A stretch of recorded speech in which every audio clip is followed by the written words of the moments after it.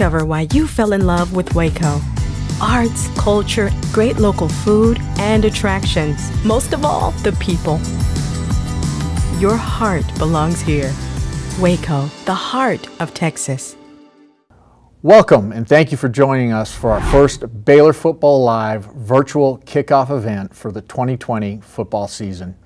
Though we'd rather be together in person for the Texas tour, we are so grateful that you are joining us online.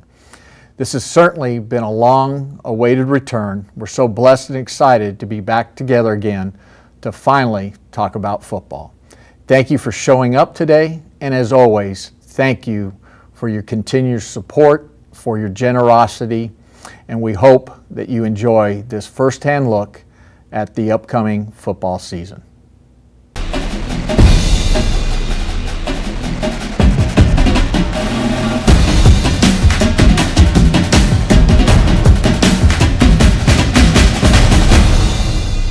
Hi everybody and welcome to this evening's Baylor Football Live. We are glad to have you with us wherever you're tuned in this evening.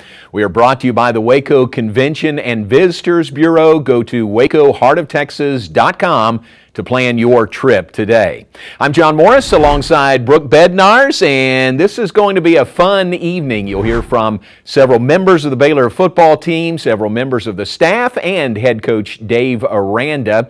Speaking of Coach Aranda, Brooke, we've got a raffle that is ongoing. Folks who have donated at least $15 to the Linebackers Club are in the raffle for a signed Dave Aranda helmet. Now, the Linebackers Club is the Excellence Fund that gives money to the football program for unbudgeted items. Exactly, and luckily for all of you who are watching tonight, it is not too late to get your name in the raffle. All you have to go do is go re-register and donate at least $15, like John said, for your chance to win that signed Aranda football helmet. The winner will be announced after the conclusion of tonight's show, where a Baylor alumni will pick a random winner and announce it on the Baylor alumni Facebook page. So be sure to go and donate at least $15 in order to get your name into the raffle. And to kick things off tonight, we have decided to talk with none other than one of two returning starters on the defensive side of the ball, Mr. Terrell Bernard. Hey, it's great to see you. It's great to have you with us. And this has been a different spring and a different summer so far, hadn't it? How have you made it through all this? Yeah, it has been a little bit different, but I think just taking it day by day, step by step, it's been different, but it's been fun. So. Obviously, with the new coaching staff, you would have liked to all be together, to be working, installing those new defenses. But how have you guys made the most of that virtually? Yeah, I think just staying in contact, staying connected, having the meetings every day, every other day type thing. I think we've been able to kind of put in the new stuff pretty well, and just learning how the coaches are, how we interact with each other. I think it's going well. Hey, tell everybody watching about one of the things y'all did. A really great idea, I think, to have other position coaches be with you, like some offensive coaches, or position coaches on defense. How'd that go? And who was the best coach, assistant coach, not your linebackers coach, with y'all? Yeah, it was interesting. It was something different, just getting us to know the staff a little bit better. I got to say my favorite was Coach Fedora. Just kind of getting to know him, where he's come from, where he's been. I think it's been really interesting being able to see the other side of the ball a little bit more. Describe Coach Ron Roberts for us and kind of what fans should expect a defense of his to look like for y'all next year. Yeah, well, Coach Ron Roberts, he's a great guy.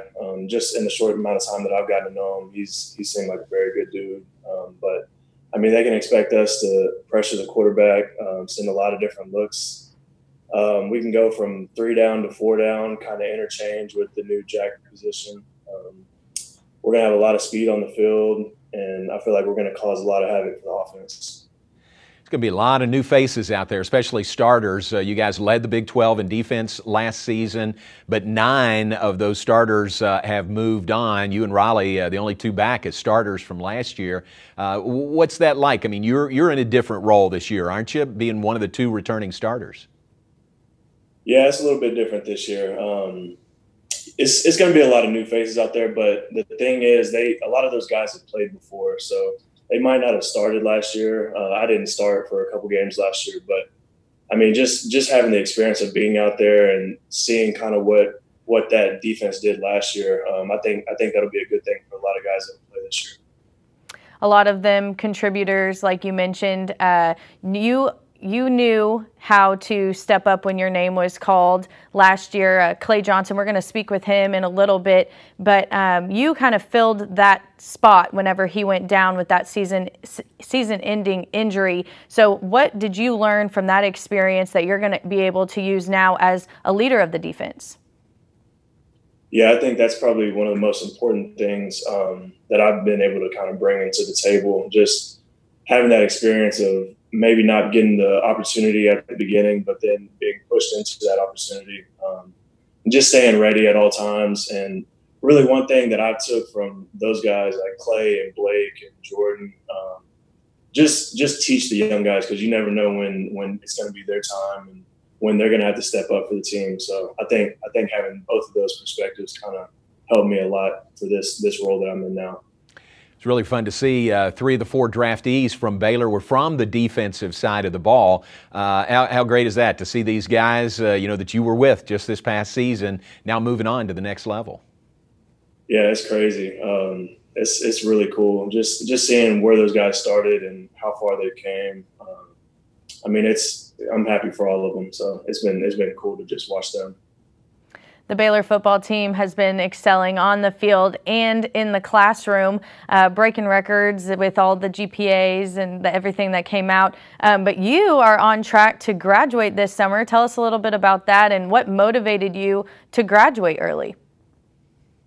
Really, I knew once I came in here, I wanted to graduate in 3 to 3.5 years, so I could try to pursue my master's degree, which I'll be doing this fall in sports management. So I think just coming in with a plan, coming in with a goal and sticking to it, it hasn't been easy, but I mean, it's worth it. Congratulations. That's a great accomplishment. You're almost there to your undergrad degree coming up the end of the summer. Well, let me ask you about Coach Aranda. Obviously a defensive background with Coach Aranda, the defensive coordinator at LSU and Wisconsin prior to coming here. What's it like to have a head coach that has that kind of defensive background? Yeah, it's interesting. It's different. I'm really excited to be able to get to work with Coach Aranda. He's very, very smart. I'm sure a lot of y'all have heard kind of how smart he is. So just being able to talk to him, he calls me, I call him up, just watching film sometimes, and he'll break down little things to me. Even in our walkthroughs that we were having before everything happened, he was able to kind of just adjust little things here and there and gave me a new perspective on how to play the position. What would you say in regard to your game specifically that you've been working on using this time to develop yourself to where you can be at your best come fall? Yeah, I mean, all around, but specifically just recognizing plays, recognizing formations and tendencies and things like that. Just kind of giving myself a key before the play even starts. And that comes from, like I said, film, obviously working with Coach Roberts and Coach Aranda with like pregame stuff. So I think I can improve that a little bit more, and it'll help me a lot this fall. Terrell, seems like you guys are very well versed, in the mental side of the game, with all the mental reps you've been getting. No physical reps yet. You're looking forward to getting to that point when you can finally get out onto the field. Yeah, for sure. That's the real football when it comes to putting on the pads and getting out there and actually being able to do it. So I know all the guys are looking forward to being able to do that soon. Coach McGuire worked with the defensive ends in line last year, now working with the linebackers, including yourself. How has that been? Your first year, he was on offense, and now he's switched over to get to work with him this year. Yeah, it's going to be awesome. Coach McGuire is that guy. Just one of the best coaches on the staff to me. His energy and passion he brings it kind of just shoots through the whole team. And now specifically having him as working with the linebackers is going to be awesome. So I can't wait for that. Terrell, some new guys are going to be around you. They are players that have played, maybe just haven't started. Let everybody know who are the other guys in the room, in that linebackers room with you. Yeah, so we got Matt Jones. He was able to play a little bit last year. He redshirted but played in his 4 games. I think he's going to take a huge step up this year. I'm excited to see what he's going to do. Jalen Petrie, obviously most people know him. He was able to redshirt last year as well, but he's played the past 3 years. Then we got some younger guys. Salomon Turner, he's a redshirt. He'll be a redshirt sophomore. He's got ball skills like crazy. He probably picked off more passes in practice than anybody.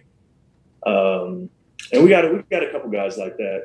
It's just they haven't been able to have their time yet, but I mean they've shown flashes in practice. So I'm excited for all those guys. Who of the young guys has really impressed you that you think could truly make a difference on the field this year for the Bears? I think Matt Jones. Like I said earlier, he's a football player. He has good instincts. He knows what to do. He knows where to be.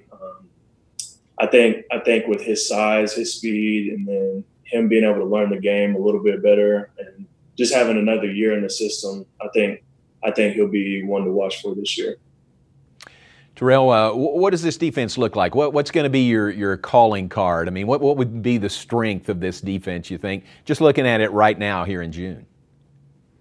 I think our strength is we're going to confuse the offense. We're going to have a lot of moving pieces. We're going to have a lot of guys that can play multiple positions. And then we're going to pressure the quarterback. We're going to pressure in the run game. So they're not going to know where we're coming from. They're not going to know what kind of coverages we're going to be rolling into in the back end. So I think us confusing them and us being on the same page is going to be one of the biggest things for us this year. Well, Terrell, we want to thank you for your time here today. I know I speak for all of us when we say we are excited to see that defense in action, and we can't wait to see all the success that you guys have this year. So thanks again for joining us today. Yes, ma'am. Thank y'all for having me. Great to visit with Terrell Bernard, one of only 2 returnees on the defensive side of the ball, returning starters at least. There's a new defensive coordinator as well. Let's visit with Baylor's new DC, Ron Roberts. Coach Roberts, thank you so much for joining us here today. We're really excited to get things going. But first, we want to talk to you a little bit about why you decided to come to Baylor. You have a unique story, a long-standing relationship with head coach Dave Aranda. Tell us a little bit about your time and why you trusted him to run your defense back at Delta State in 2007. Yeah, well, again, I came to Baylor obviously because I think incredible place, incredible opportunity. I believe in Dave. I know he's a guy that's always, real cerebral approach to everything he's done. Has a passion for the players. I know he's going to treat the kids right. And you always want to, in this profession, you always want to be attached or associated with somebody that is, believes the same things, and again, wants to treat the players the way they need to be treated. Those same reasons, again, he's obviously one of the most intelligent, brightest football coaches in the country. I think I recognized that a long time ago. I think we started relationship probably about '99, and I actually tried to hire him in '99, and he went to Texas Tech, and then so there's about 3 times prior to that I got him, that I had tried to hire him. So as soon as I got the head job at Delta State, he was one of the first calls I made, and brought him in as defensive coordinator, and really enjoyed our time together, just talking ball, but a relationship, just how we handled things, how he handled players. I think he's got a unique style to do that. The players loved him. I knew that as watching him as a head coach, and just real, again, excited and proud to be associated with him. Ron, you touched on it, but what were some of those qualities that you saw in Dave that made you at that point want to hire him, and now, these many years later, made you want to come to Baylor and be part of his staff here? Yeah, well, one, I think he is one of the good guys in his profession. You know what I mean? like I said, being genuine. But he's got an incredible mind. I like being around smart people, people that are intelligent, people that are cutting edge, people that are willing to look outside the box. And then people that, again, for me back then, it was, a guy that I knew that was going to, I could trust. And I could trust that he was going to put the players in the best position possible to be successful. Again, that's really what I want to do for him too, is be that guy that he can trust and put the players in the best position to be possible, and be somebody that he can rely on, and again, that I can do a job that he doesn't have to worry about. 30-year coaching veteran, you at one point in time had your first year as a head coach, so you know exactly what he's going through. But then to be hit with a pandemic is something that no one could have anticipated and knows how to handle. So how have you kind of been able to work with him through something that none of us have been a part of ever? No, there's been a lot of firsts. A lot of firsts. There's no blue book on it. How you're supposed to handle it during a pandemic. When you not just you coach your team, but how do you take over a program in a situation like this? But I thought he's done a tremendous job, really, of doing everything I thought that I've seen possible to make sure we're still creating those relationships with our kids, because it's hard because you're on a video screen. We really had probably 3, maybe 4 weeks with them. That was really it, and then the rest of it's on a video screen. So you're trying to make a connection, because this business, this sport is so much about trust and making a connection with the kids, and so you are on the same page and you're all pulling the rope in the same direction. But I think he's done a tremendous job of that, and him being genuine, I think, has really helped.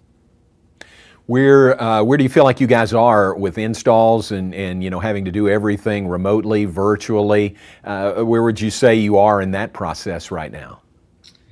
Well, obviously we're not where we would hope to be. Again, we're going to have to dumb some things down. We're going to have to cut a lot of things out to make sure we do. Our kids can do the things they do: play fast, play aggressive, play physical. Because at the end of the game, that's really the nature of the game, and playing defensive football. But our kids are bright. They're extremely bright, and the culture is amazing. The way I've felt, just the way they've studied the game and the way they approached it. So I'm real excited on that we're going to make up some ground pretty fast, where we can get them in the room and be able to put our hands on them and be face to face and get that day-to-day interaction with them. We just spoke with one of your defensive leaders, Terrell Bernard, a linebacker for the Bears, and he talked with us a little bit about the excitement that he has for your defense. But I want to hear from you. How would you describe a Ron Roberts defense? What should the fans expect from that side of the ball this year? Well, I would think, we are a multiple defense. Why? It goes back to why. Really you do why is to be able to take advantage of the players that you have, to put them in the best situation possible. They're not all the same. Your first corner comes out, his same skill set may not be the same as your second corner, or your inside guys. Again, they're not the same. So what can you do to have a package to put them all in the best situation, let them do what they do well? So I think we'll be multiple, we'll be aggressive. We're going to build upon the things, again, I think that have been set here. Playing great defense, playing with a passion, playing aggressive. I thought one of the best things you turn on the tape from 2019 is the defense played so hard.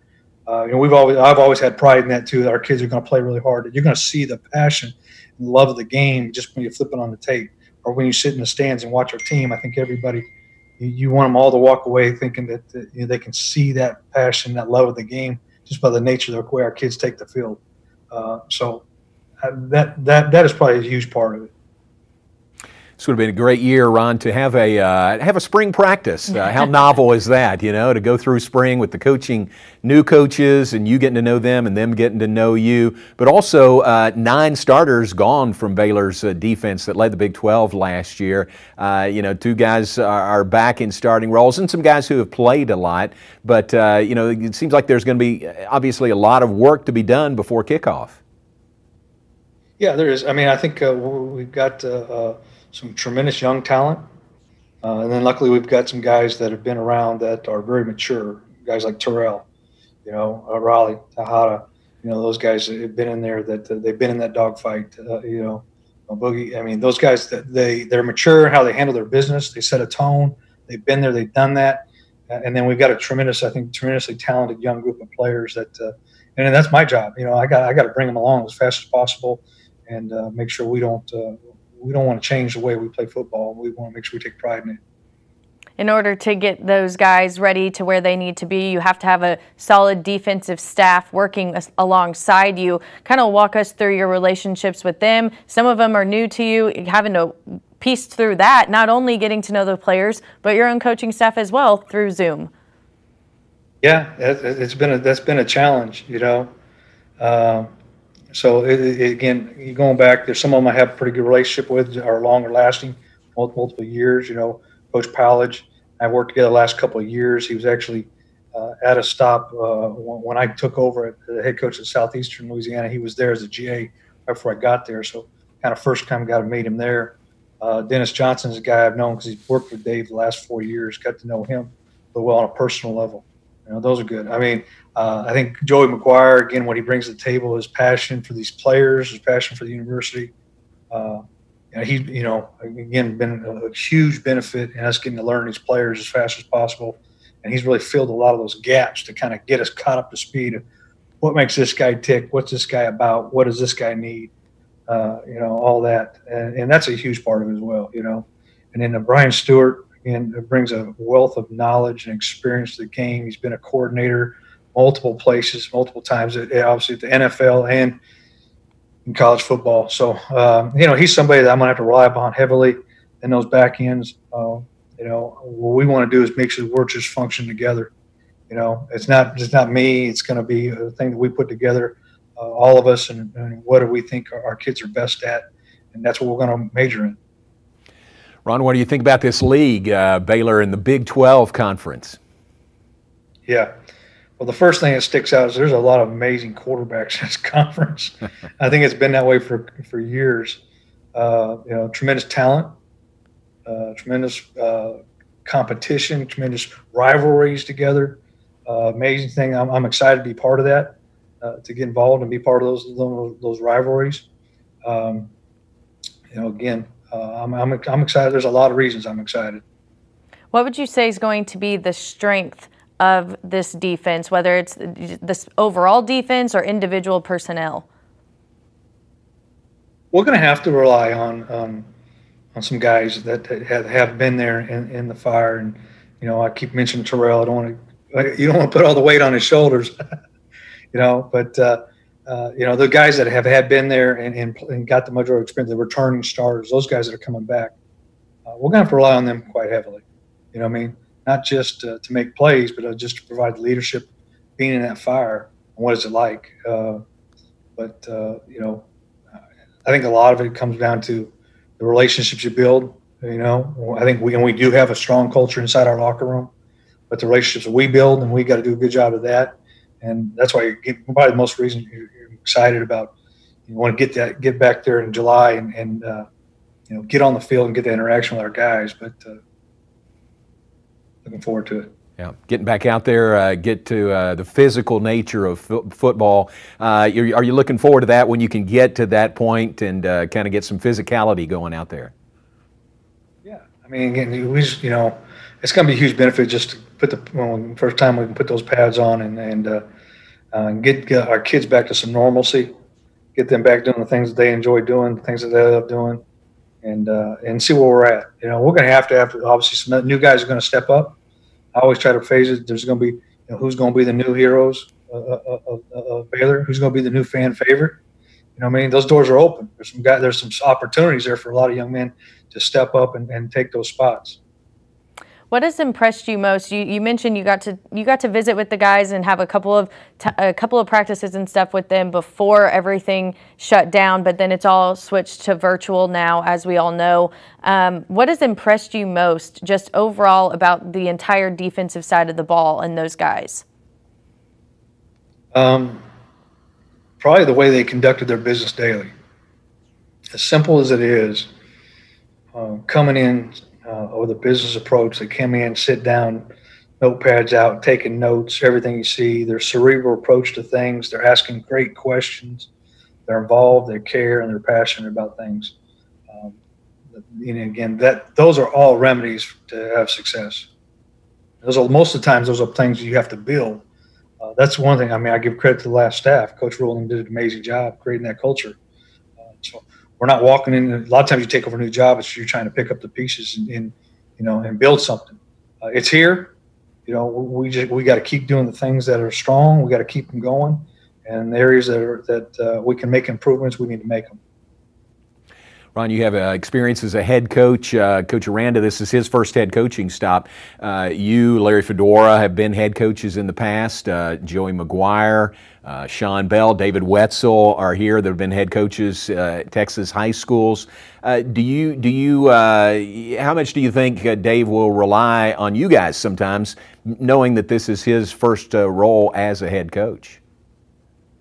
Well, I think knowing his approach, he's a guy that is going to, look outside in the room, not just from head coaches, but everybody, and gather people's opinions, and that's kind of the way he does things. That's the way he has, and he's going to take all the information he can gather, and then he's going to make the best decision possible. And again, I think those are marks of a great leader. Well, I know that we are super excited to finally get things going. Can't wait to see your defense at work finally once the fall kind of picks back up and everything goes back to what will be the new normal. But I just want to thank you again for your time here today and visiting with us and taking the time to kind of pull back the curtain, so to say, and show us how you guys have been managing business during all of this. So thanks again. Thank you guys. Appreciate it. While the spring didn't go exactly as planned, the NFL draft brought some excitement for Baylor fans this year. Oh boy, was that fun to watch. Baylor had 4 draftees, but then 10 other Baylor players signed as free agents. That's a great group headed to NFL camps later this summer. One of those drafted, Clay Johnston, the Baylor linebacker who is headed to the LA Rams. Clay, thank you so much for joining us. It is so good to see you, at least virtually. How have you been throughout all of this? I've been great. I've been in Dallas just training, and I've been doing better than I ever have. I feel great. What's it like? I mean, where'd you find a place to work out, to train? Who you been working out with, if anybody, and just going through this in really a different manner? It's been a blessing because I kind of got taken in by the Matisics. Ross Matisic, the long snapper, who's with the Jaguars right now. His family's allowed me to stay with them because they live right next to a facility called MJP. It's Michael Johnson Performance. And so the Rams sent me to Dallas to just get hooked up by the PT side, their strength staff, and just continue the rehabilitation process for the knee and just going into training camp. So I'm just here till they send me on out there to LA.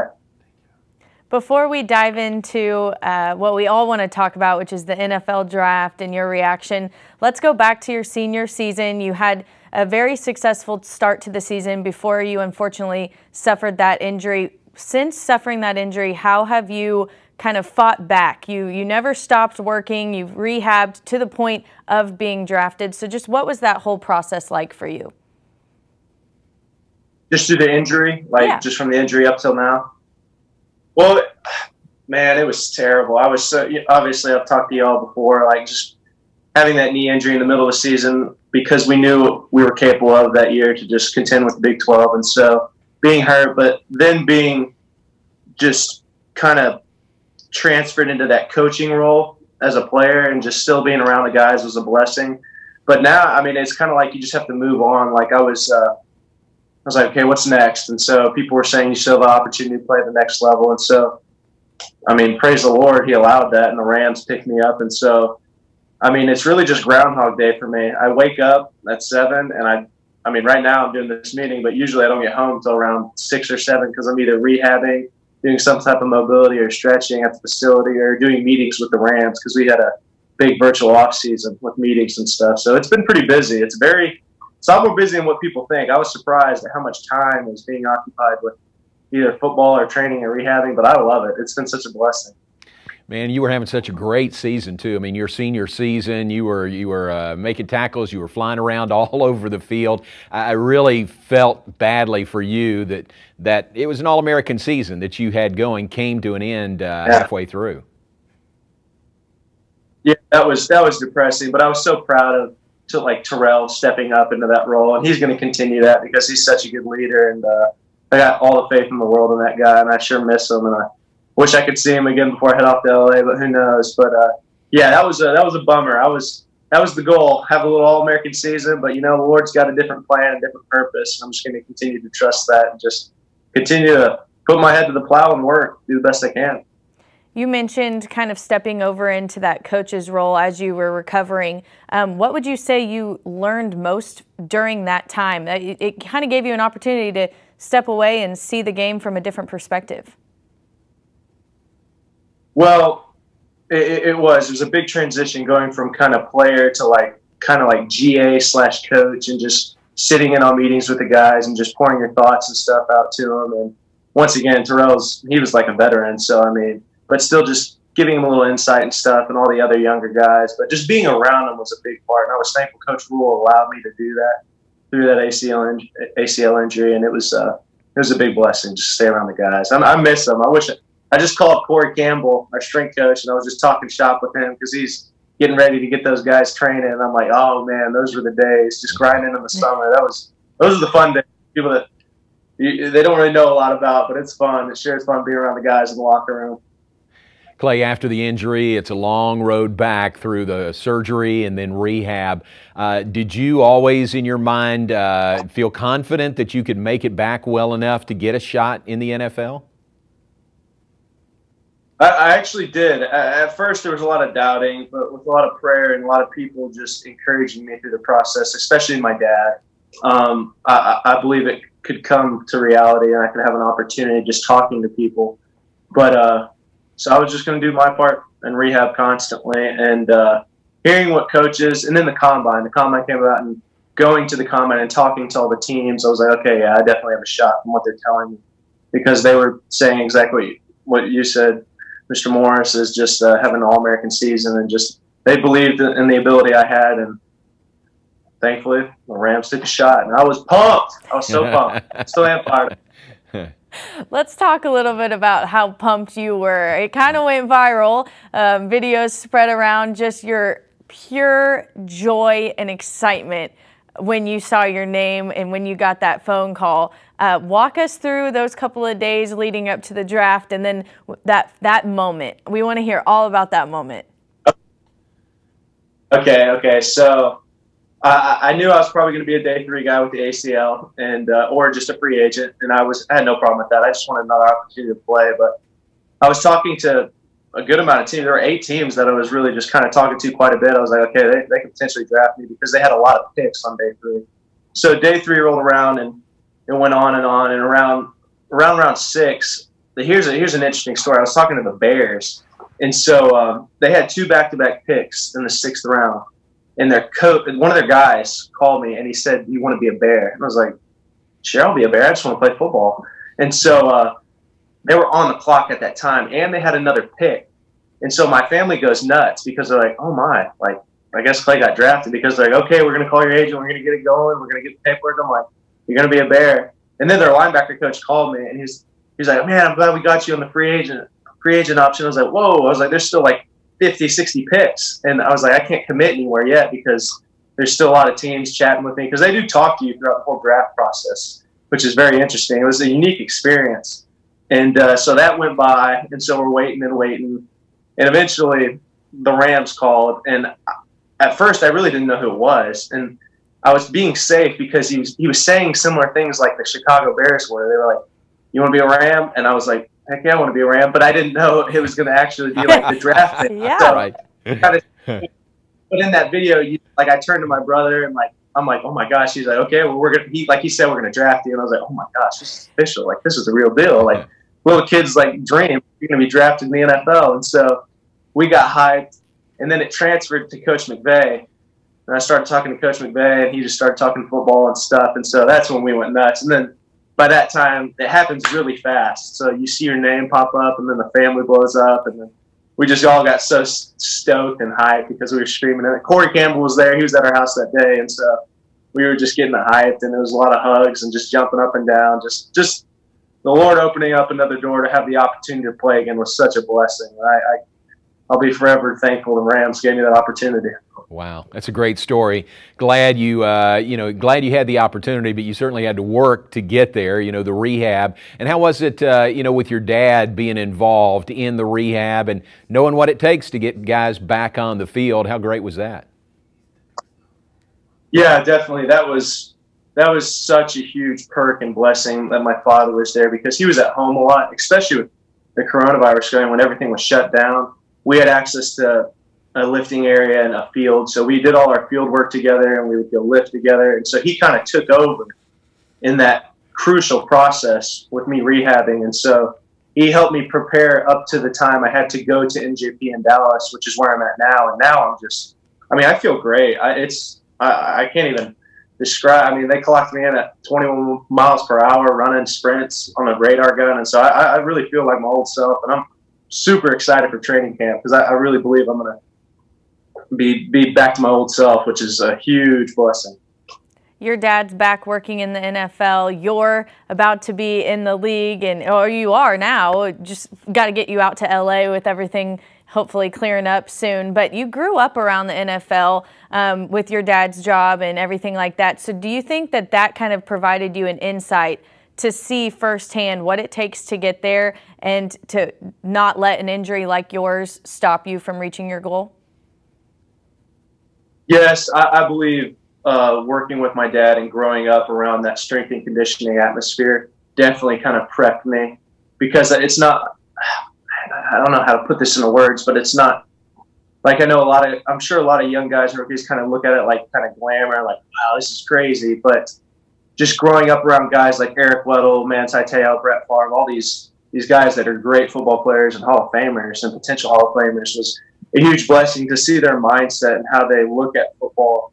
They look at it as a game, but I mean, they put their whole body, soul, mind, everything into the game itself. And so that's what I want to do. And I mean, it's just such a fun sport, and I'm thankful it doesn't have to end. Just having the opportunity, I'm beating a dead horse here, but I can't say enough how just being able to play the game, it's such a blessing to just be able to play the game. Clay, you definitely left your mark on Baylor University, Baylor football, with the time that you were here. I'd be interested about the mark that Baylor left on you. Obviously, you were impacted in a number of ways by your time here at Baylor. Yeah, definitely. I mean, I was so thankful.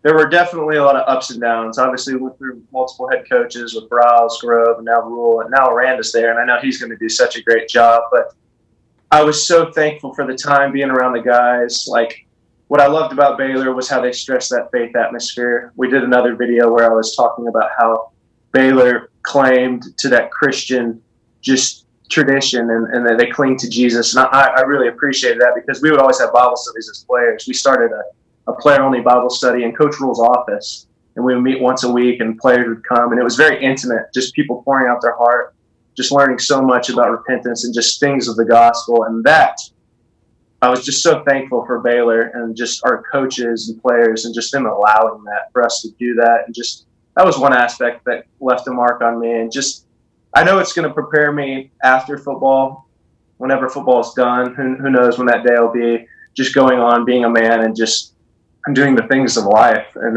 it's just going to prep me to be a man.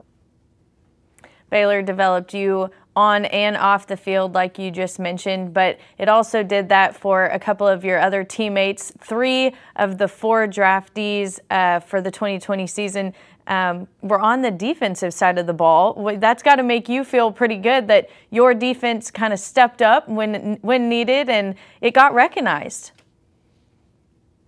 Yes, definitely. That was awesome. When I saw Brady, especially Brady under the Panthers, I was going nuts. Because what's great, I was talking to them during that same time. I was like, okay, they might snag me. They might snag Bravion. It was crazy behind the scenes talking to them while they're on the clock. And you're like, oh my gosh, they can give me a gift. But when I saw Bravion's name, I was like, this is freaking amazing. And James Lynch too. But aside from the guys being drafted, we had, I think, 9 or 10 of our defensive players free agency, and then you got Ross right now. So he's with the Jaguars, but it was a testament to our football team and how hard people worked and how actually a lot of the NFL teams believe in these guys' abilities. And so we're all going to have an opportunity in training camp to just prove ourselves. And that is a huge blessing. That Coach Rule prepared us very well in that area, and I'm thankful for that. What's your schedule? Do you have anything definitive from the Rams yet about a training camp or location or anything like that? Yeah, I definitely do. They want me to head on out there July 4th. I'm going to drive because I want my truck, so it's going to be a long drive. But go for it. It'll be a scenic road trip. Yeah. I'm sure I'll see a lot of desert on the way there. But I'm stoked. I'm going to head on out there July 4th and get in their rehab area for about 2 to 3 weeks before training camp, and then the vets report, I think, July 28th, but the rookies are supposed to report July 24th. So that's when all my fellow teammates will get in there. And so it's going to be awesome. Even right now at MJP, Bobby Evans, a guy from Oklahoma, a guy I played against for 3 years, he's working out at MJP. And so just talking with him, and it's just already having the right relationship with him. It's a huge blessing to get to know these players. And I'm excited to get there, LA. I really am. How have the Zoom meetings been so far? Obviously, you would prefer to be hands-on, meeting them face-to-face and working through all of that in person, but how have you been able to kind of adjust to that, and what have you been able to pick up so far? They've been very great. We actually ended our virtual off season last week. I think last Thursday was it, but we would meet Monday through Thursday, and we would have a team meeting on Thursday, but aside from the team meeting, we meet probably 5 or 6 hours a day on Zoom. So it was very interesting because it was like the first time they would install defenses through Zoom. And so I was wondering how that was going to go, but thankfully it's been a huge blessing because Coach Barry, the linebacker coach, he's been an amazing teacher, and I'm really ready to get under his shoulder and just continue to learn from him when I get there. But, I mean, he's done an incredible job. Like, I really have a lot of confidence already knowing somewhat of the defense with the X's and O's and just the schematics and how they run things and their coverages. But, I mean, he's a great teacher, and I'm excited to continue to learn from him. Man, that's great. We're so excited for you. We're happy for you. We're pulling for you. You got some Rams fans here in Central Texas because of you, so we wish you nothing but the best. Thank you so much. That fired me out. Please be the Rams fans. I need them. That's there you awesome. go. Baylor Nation all the way. You got them. Yes. Give our best to your mom and dad, and good luck to you. I will, for sure. Thank you all so much. I appreciate it. Tonight's show is presented by the Waco Convention and Visitors Bureau. Go to wacoheartoftexas.com to plan your trip today. John, why don't we take things over to the offensive side of the ball now? Let's do it. No better place to start than a veteran senior quarterback. We want to visit now with senior Charlie Brewer from Austin. Charlie, thank you so much for joining us here today. This spring has been not quite exactly how you would have planned it to be. Yeah, it's been crazy. Definitely not how you draw it up, but you know, we're making the most of it, going with it. You know, we learned through this whole process. You know, it's new to everyone, so I think we've adapted really well. I'm proud of the way our guys have handled this situation, and we're looking forward to the season. What have you guys been able to get done? I know you've had a lot of virtual meetings, a lot of installs virtually. How has that process gone? It's been good. We've been able to meet, go over the playbook, run the new offense. So being able to do that and get everyone on the call and get through the X's and O's of, you know, what we're going to need to do to execute at a high level this year. And I think, you know, that's gone really smoothly, and now we're just waiting to get on the field to get some practice reps. Obviously, with a new coaching staff, you would have liked to have the chance to be in team meetings with them face-to-face and be on the practice field with those installs. But how have you guys made the most of it virtually with all these Zoom meetings? I think we got a good group, a bunch of strong leaders on this team that have led the way, and a really mature team. A lot of these guys, you know, that first year we were all freshmen, and now a lot of us are, you know, either a redshirt junior or true senior. So I think it's been a lot of good leadership, and everyone, you know, knows what needs to be done, and we all have, you know, that that same goal in mind of what we need to do this year. So I think overall it's been really well. It's gone good. Yeah, you've got some veterans like yourself. What's it like? Can you believe you're going into your senior season? You've played since you were a freshman here. This is your final year here at Baylor coming up. Yeah, it's been fun. It's gone by pretty quick. You know, hopefully save the best for last year. Do you feel like you're a different quarterback than when you first stepped on campus? Yeah, I do. I think, you know, when you get here as a freshman, you know, you evolve your game and just, you know, grow up as a young man. So, you know, I've learned a lot, gone through a lot of different experiences, whether good or bad. So I think, you know, all that's going to pay off for me this year. Charlie, what's your feel? What can you tell folks that are tuned in about Larry Fedora, the new offensive coordinator, your position coach at quarterback? Just let everybody know, you know, what you have from him so far. Yeah, he's an awesome coach. Really like him and got along really well with him. You know, it's going to be a little bit different pace of an offense this year. You know, for the fans, you know, it might be on the edge of their seat a little bit more. We're going to throw the ball around all over the field, and you know, I'd like to think that we're going to score a lot of points this year. So it's going to be a high-powered offense. Got a great coaching staff, and you know, we're all excited. We've heard that Coach Fedora is kind of known for the quick tempo. You just kind of touched on it there. But with the 7 returning starters on the offensive side of the ball, how do you feel as though you guys are able to adapt to that, knowing that you guys are, like you said, experienced? Yeah, I think, you know, just with a lot of guys that have played, I think game experience is a crucial thing in football. I think the more you play, the better off you're going to be when you get out there. I mean, I think everyone, you know, has understood that when we get back, you know, you got to know your assignments, you can't have any wasted reps on the practice field. So that's kind of the importance of right now we've spent of learning the playbook, really knowing the ins and outs of it. So when we do get back, you know, we can hit the ground running and, you know, go be one of the top offenses in the country this year. Charlie, it seems like each year you've wanted to, obviously you want to get better each year, each game.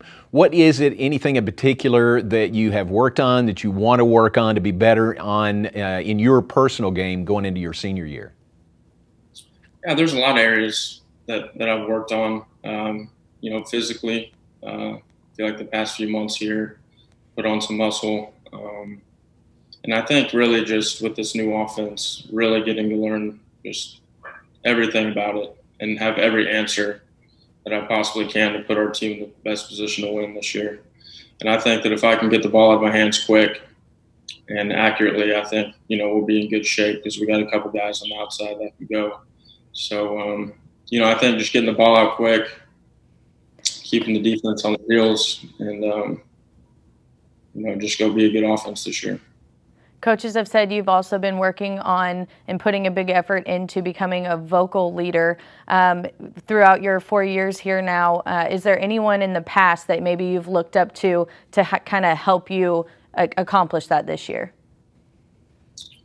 Well, when I was a freshman, you know, our 2 older guys had left, so kind of had to figure it out on my own a little bit. So didn't kind of have the older guy to teach me that, but you know, I think, you know, I've learned as I've went, and I do think that I took stuff away from guys like Salomon and Zach Smith when I first got here, and learned some good stuff from those guys, and you know, I've applied that as well as doing stuff, you know, kind of my way and how I think it's, you know, effective and how it'll rub off on the team in a positive way.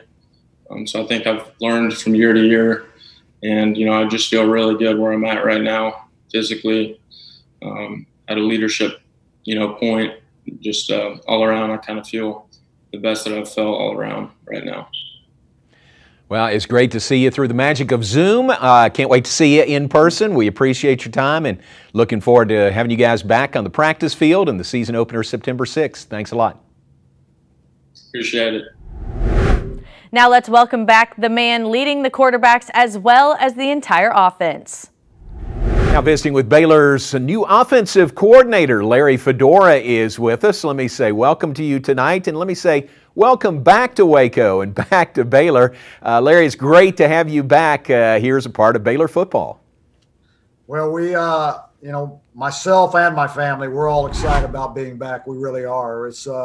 We consider this kind of home. This is where we started, and we've kind of come full circle. Talk us through a little bit of your experience. You were an assistant coach from 91 to 96. What was your experience like then? And kind of share some of the memories with us, if you will. Yeah, so I started out here. I came in and I was here under Coach Taft his last 2 years.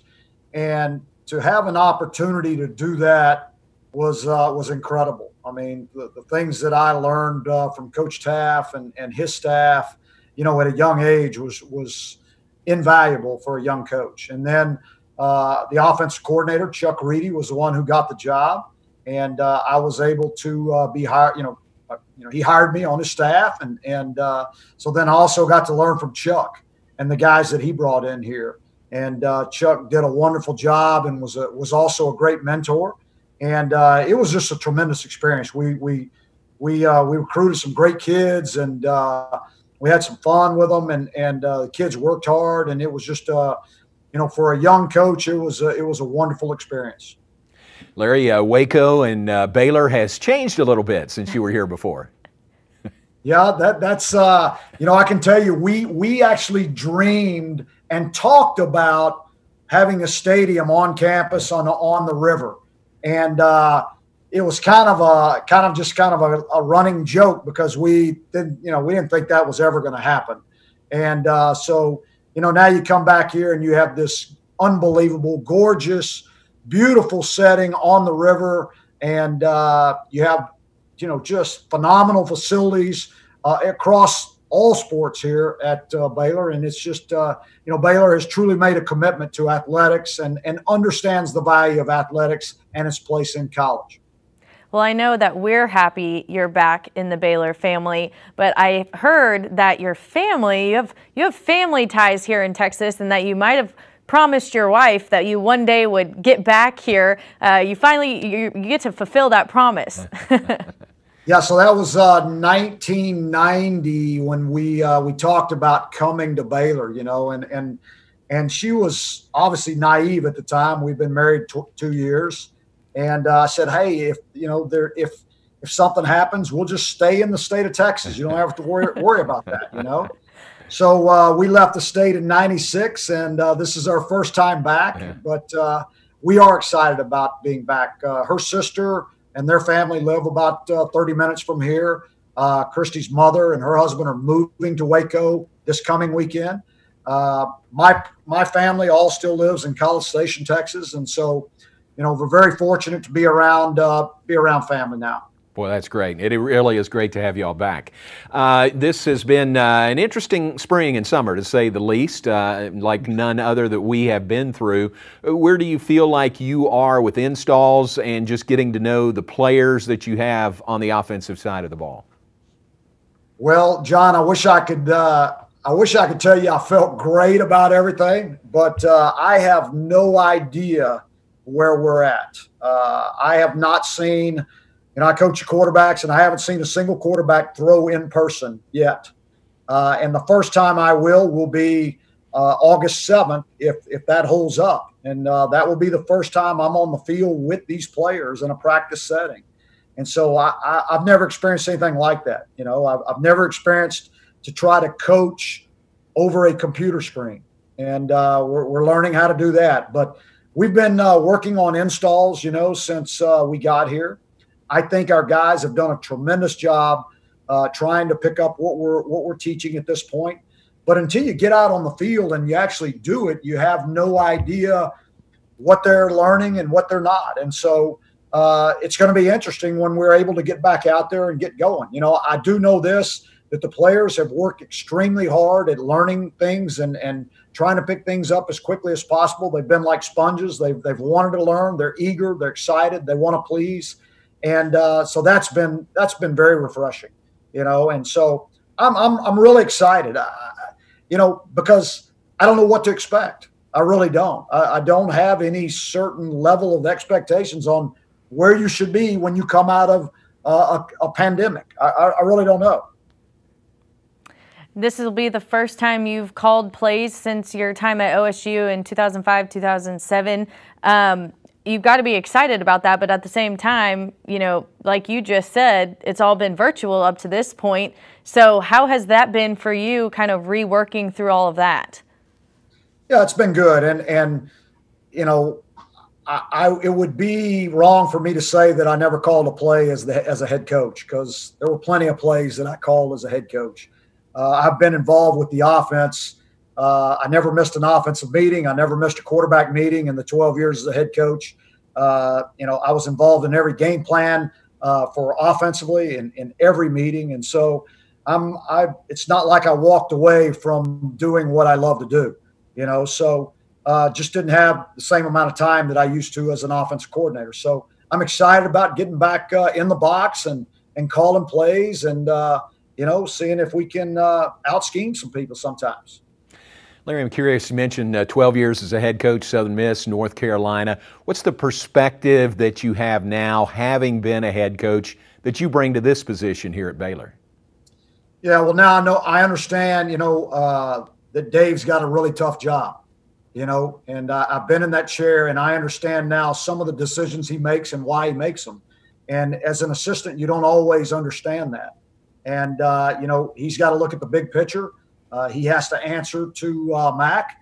And so a lot of decisions are made based on that and not necessarily just what the staff thinks is the best thing for the team. And so, you know, Dave's doing a tremendous job. So excited about working with him and getting to know him even more because before I was hired here, I spent about 2 hours with him, and that was it. Now, I've studied him quite a bit because I, you know, anticipated playing him sometime in the future and wanted to be prepared because I've always respected what he's done defensively. And so now to get to work with him on a daily basis, it's, you know, it's kind of been like a dream come true. What about Coach Aranda made you jump at the chance to come to Baylor? Well, just how much respect I've had for him as a defensive coordinator. You know, I mean, he is, you know, in my opinion, one of the brightest minds out there defensively. And it didn't matter where he was coaching.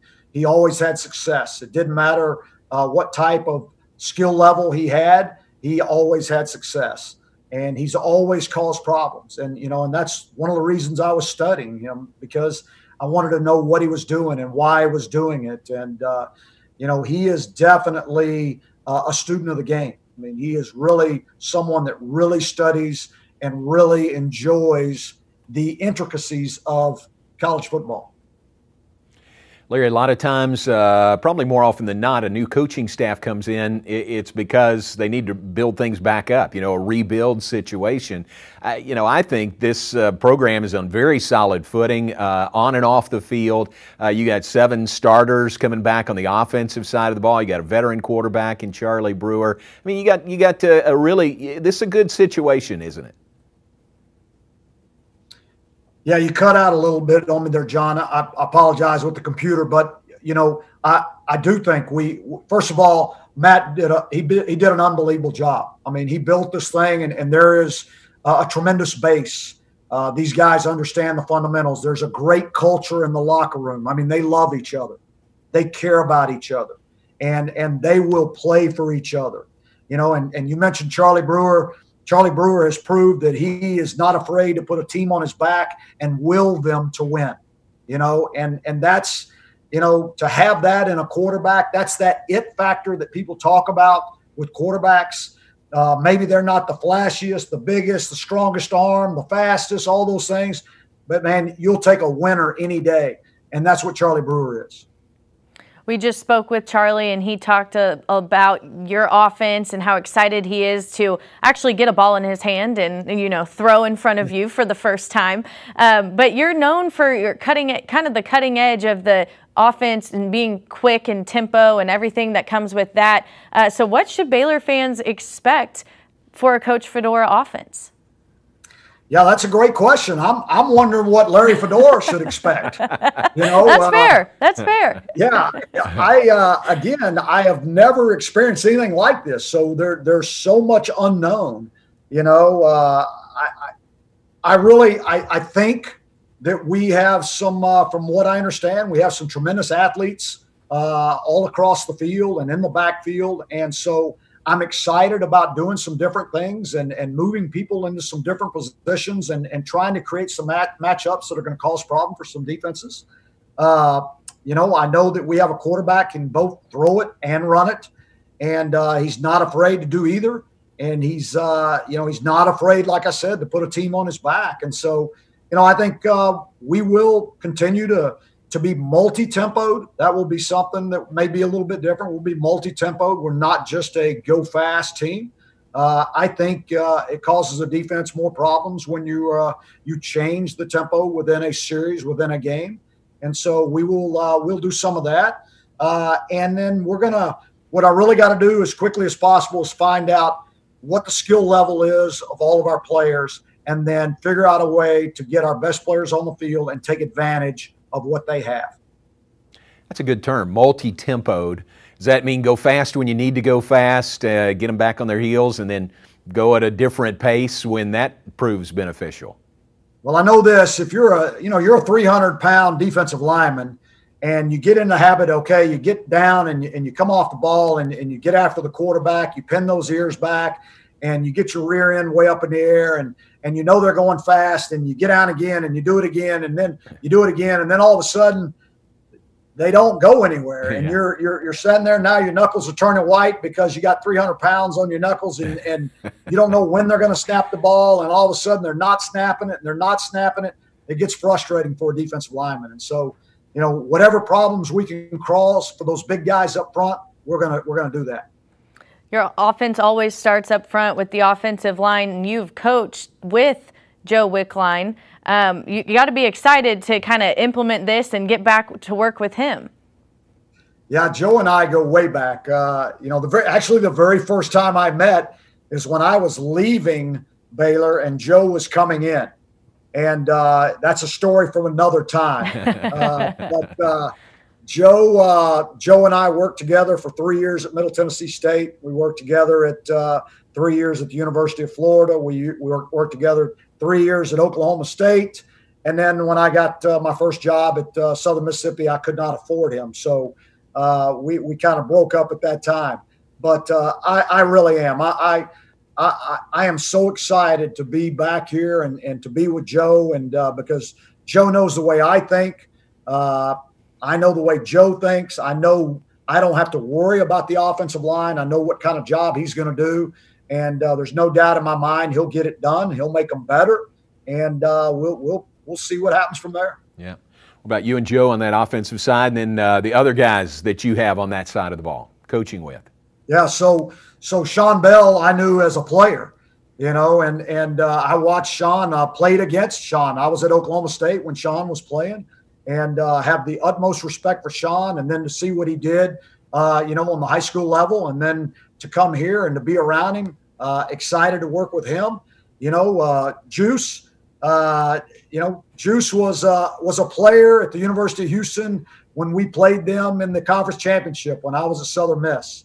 And so, I mean, they had an unbelievable team. I mean, and he was, you know, he was a captain on that team. I think they were undefeated, you know, until we played them. And I think they were like number 6 in the country. I mean, they were a special team. Case Keenan was their quarterback, and you know, so you know, Juice has been wonderful to be around. I mean, really has. I mean, a heck of a football coach. Got a lot of juice, and you know, he brings something to the table every single day. You know, and then George Munoz. I did not know George when Dave brought me in here. Dave wanted me to visit with George. And so George flew into Austin, and he and I went to dinner, and we spent a whole evening just talking ball and talking and philosophy and getting to know each other. And wow, what a treat that's been, you know. I mean, and so blending what LSU was doing offensively with what I've done in the past is kind of what we're doing. And George has a lot of say-so in that. Well, I know we're all excited to see it all come together. Football is a small world for sure, but we are glad that you all are here wearing green and gold for the Bears. Well, thank you. We're excited about it, and believe me, nobody wants to get out there any worse than these coaches do, I assure you. So, The players, they may say they want to, but the coaches, I promise you, we're tired of looking at a computer. Great to have you with us tonight. Thanks, Larry. Appreciate it. You bet, John. Y'all take care. Thank you. Rediscover why you fell in love with Waco. Arts, culture, great local food, and attractions. Most of all, the people. Your heart belongs here. Waco, the heart of Texas. Welcome back, and glad you're with us again this evening for Baylor Football Live, a look at Baylor Football 2020. I want to remind you again, before we hear from head coach Dave Aranda, you can still enter the raffle for a Dave Aranda signed Baylor football helmet if you make a donation of at least $15, and that money goes to the Linebackers Club, the Excellence Fund for Baylor football. You will be entered into the raffle for that signed helmet. Now, the Excellence Fund, the Linebackers Club, this goes to the football program for unbudgeted items, however they would like to use those funds. Absolutely. So in order to get your name into the drawing, all you have to do is go register, make that donation, like John said, of at least $15. And then at the conclusion of tonight's show, a Baylor alumni will pick a random winner, and that winner's name will be posted on the Baylor Alumni Facebook page. So you still have a little bit of time, but without further ado, let's hear from the man of the hour. And we welcome in now Baylor's first-year head football coach, Coach Dave Aranda, joins us now. And Coach, wish we could travel around the state, visit with all the Baylor folks in person. You're going to love it when you get to do that. But this is a good way to at least let them get to know you a little bit better and hear from you. So we appreciate you being with us this evening. Oh, thank you. I appreciate you guys doing this. These are weird times, but it's good that we're getting back to football, and it's good to see you guys again. How have you been so far? This is by no means how you anticipated your first-time head coaching position and role to start by any means.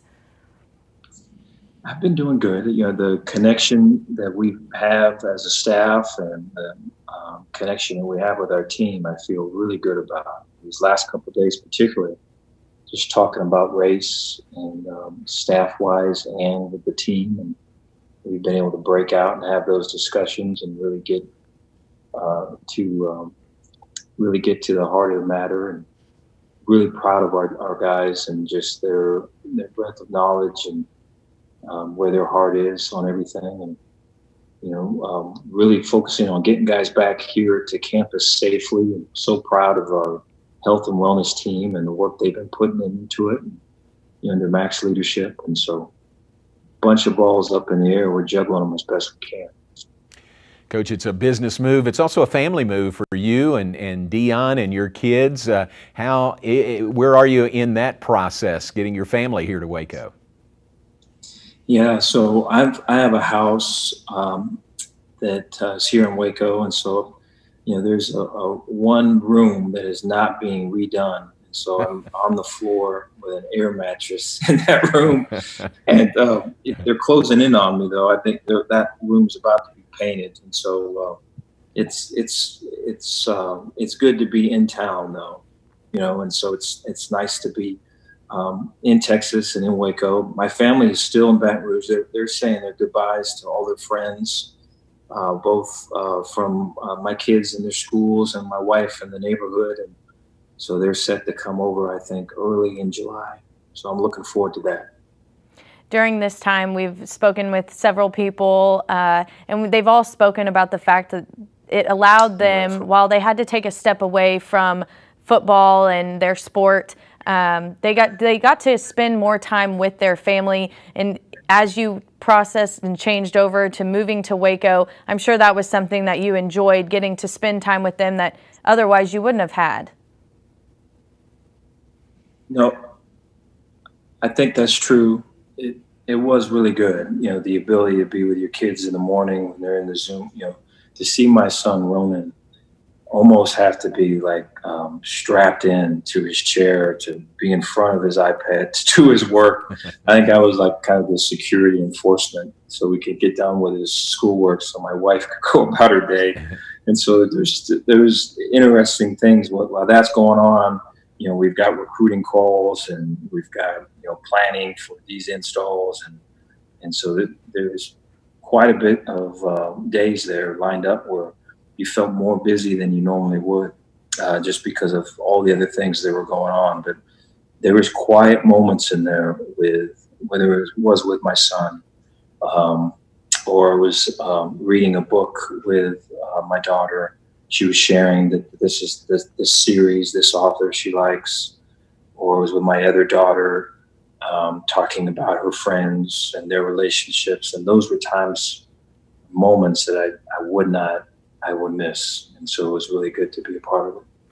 And Dave, in that homeschooling scenario, you were the PE teacher, right? You handled the PE class. I was a couple things, yeah. And so I had never seen, I know such things as like, sometimes for me to stay focused is hard, but my son, boy, that was something else. And so my daughters right away would go upstairs and they would knock it out.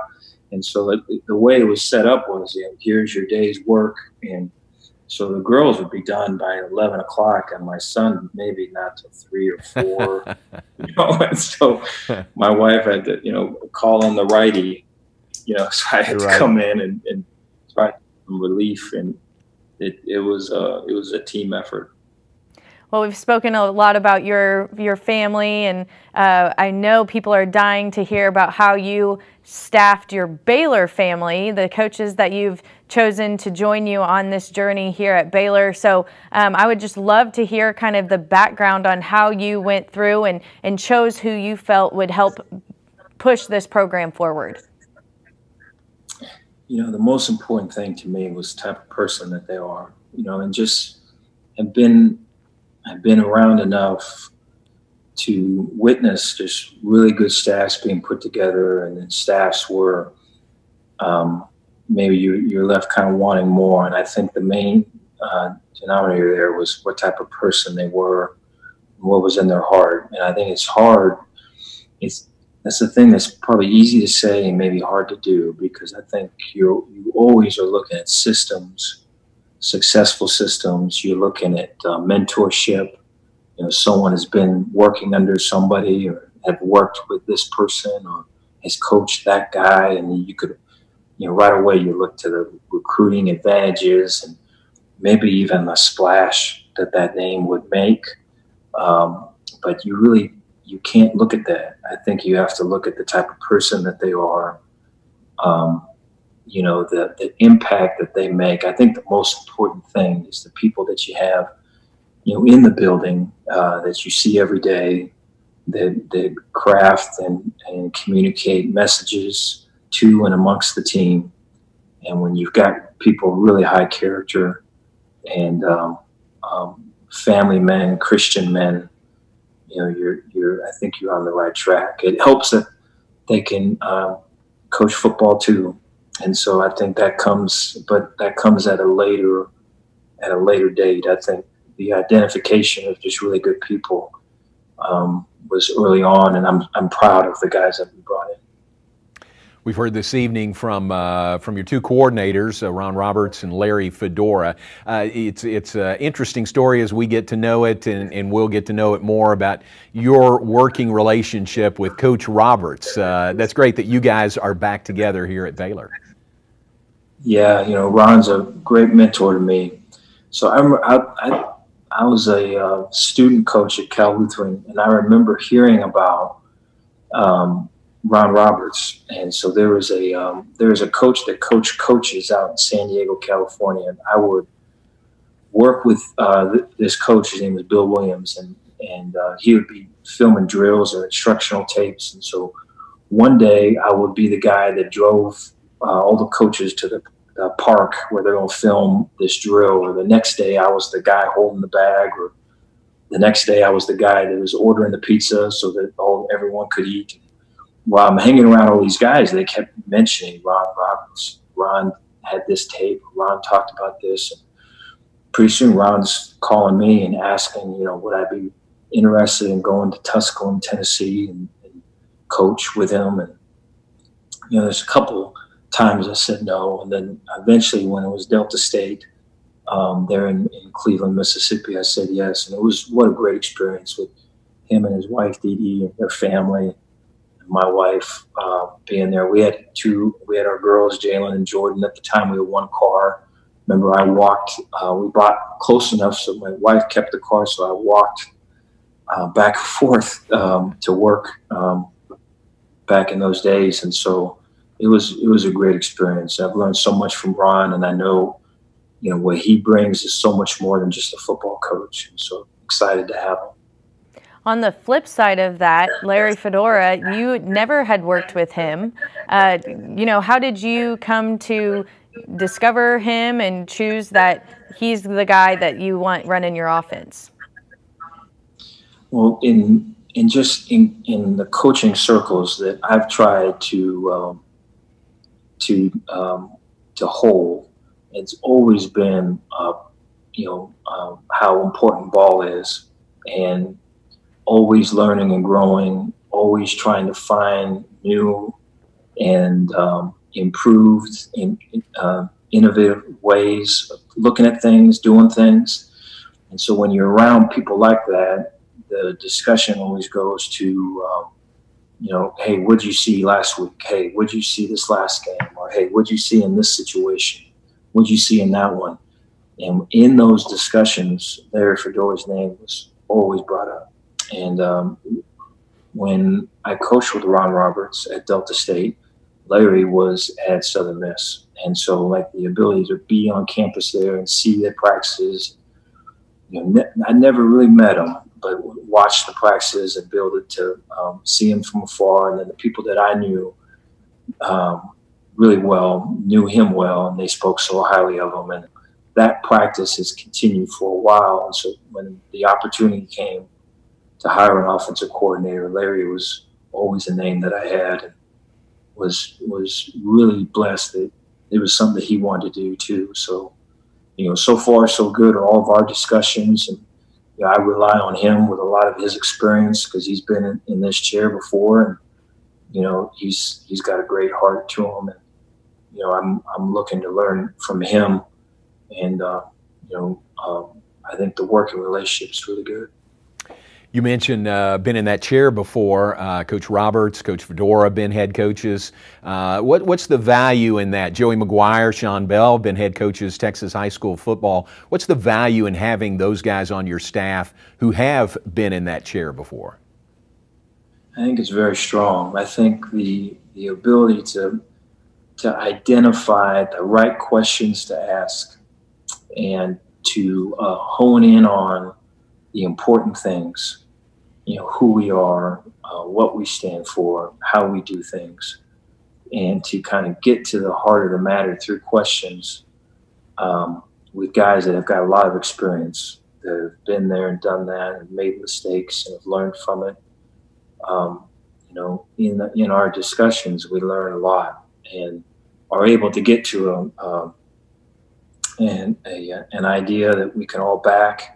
And, I think to lean on those guys, for them to see where my heart's at, where I'm coming from, and for them to back what I'm saying, I think it's a great relationship. And, that experience is important because times are going to come up where I'm going to look for them to look to see how they thought about it or what they learned from it. And, those things are going to be invaluable to me, and I'm glad we got them on our side.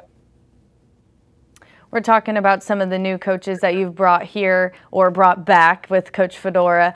John mentioned Sean Bell, Joey McGuire. You kept the trio that Coach Rule had brought in to help him with the Texas high school football recruiting, and as soon as you got here, you really hit the ground running with those guys. How much of an impact have they already been to you in this program? Strong. Yeah, so I look at Sean Bell, and Sean's going to be a future college head football coach one day. Just his charisma, his heart, great family. He's got a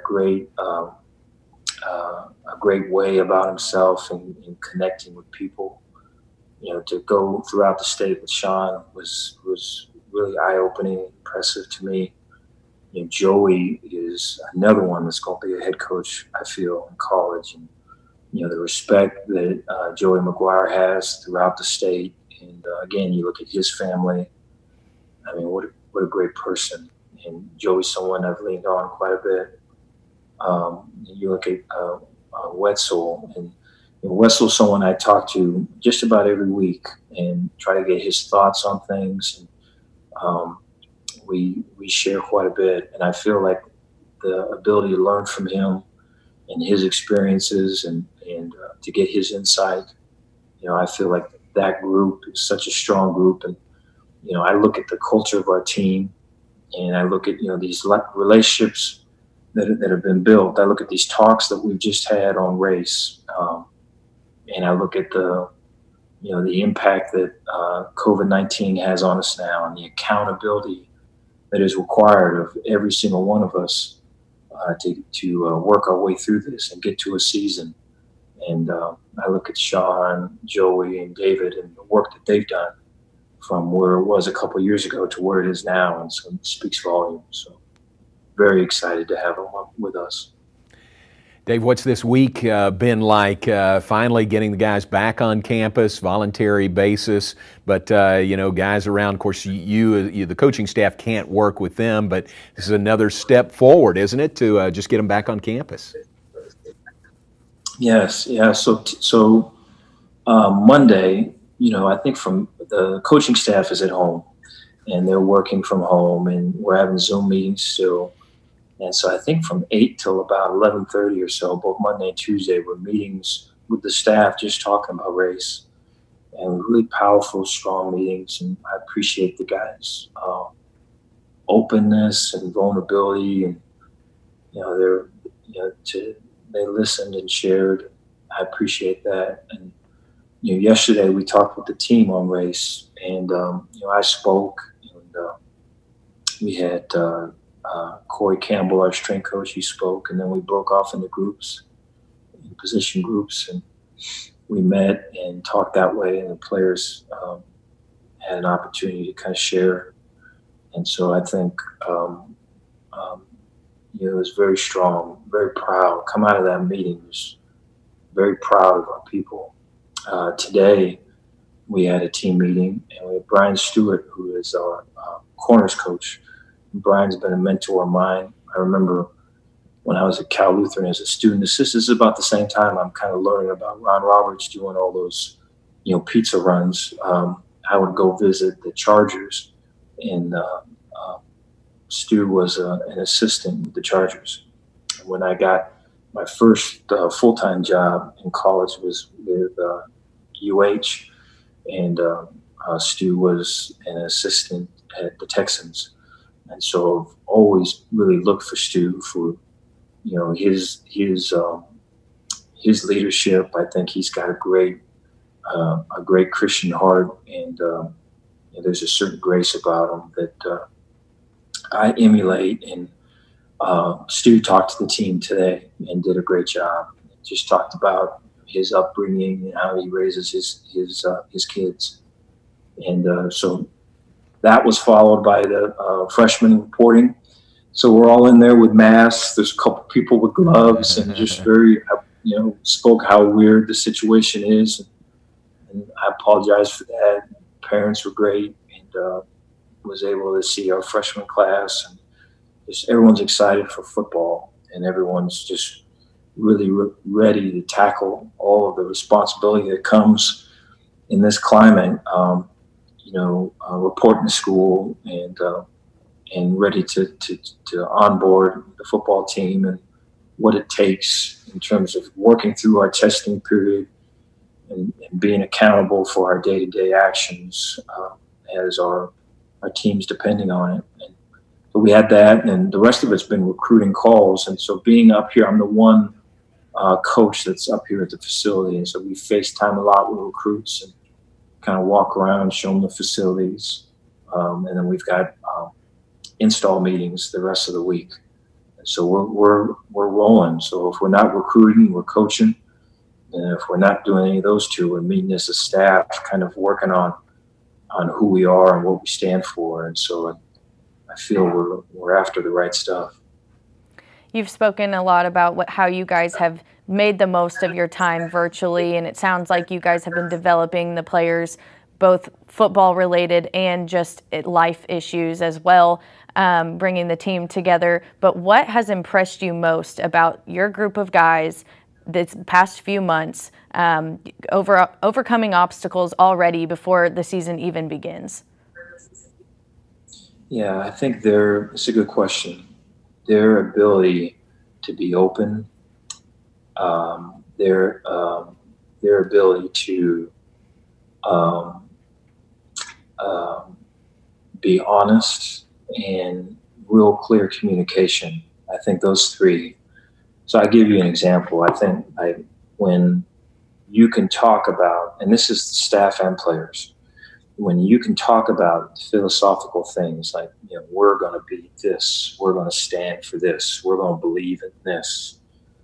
It's one thing to talk about it and maybe have some examples of it and really get guys to wrap their head around it. And I've used movie clips at times. I've used sports clips, maybe from a World Series or NCAA tournament or NBA Finals or something. But that's one way to go about it, and to keep the interest and to get the understanding, I think, is harder that way than there's times where you can just practice it, and then you can, hey, I see this action, I'm going to reward it. Hey, I see this action. This is not how we act. This is not what we do. And then you correct it. I think those ways are easier. This stuff we've been doing is harder to do. And I commend our people because they're open to it and they're really diving in, leaning in. So it makes us better.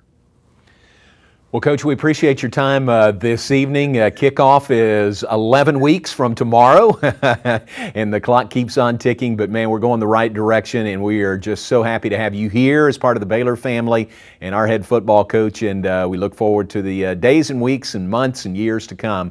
Thanks for your time this evening. Appreciate you. Thank you so much. Thank you. A special thank you to all of our guests, our players, Clay Johnson, former players, as well as the coaching staff, and of course, head coach Dave Aranda. We also want to thank the Waco Convention and Visitors Bureau for making tonight a special event that we hope you all thoroughly enjoyed. Great to have you with us this evening. These are trying times, but boy, the Baylor family is strong. We look forward to the start of the 2020 season, kickoff September 6th in Houston. Thanks for being with us. God bless you. Good night, and Sic 'em Bears.